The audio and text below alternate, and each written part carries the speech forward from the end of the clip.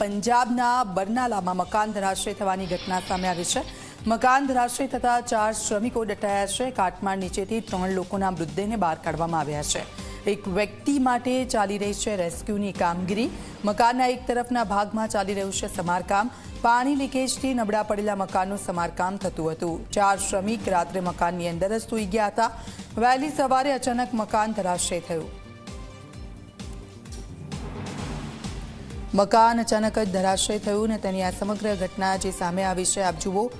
Rescue કરવામાં આવ્યું અને 3 સેકન્ડમાં મકાન જમીનદોસ્ત થઈ ગયું। 3 લોકોના મૃતદેહ અત્યાર સુધીમાં બહાર કાઢવામાં આવ્યા છે।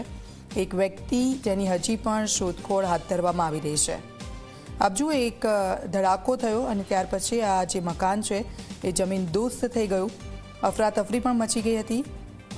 આટલો મોટો ધડાકો સાંભળી આસપાસના લોકો પણ જાગી ગયા હતા અને ત્યાર પછી રેસ્ક્યુની કામગીરી હાથ ધરવામાં આવી હતી। 4 લોકો આ મકાનમાં રહેતા હતા। અત્યાર સુધી 3 લોકોના મૃતદેહ બહાર કાઢવામાં આવ્યા છે। એક વ્યક્તિ કે જેની શોધખોળ હાલ હાથ ધરવામાં આવી રહી છે।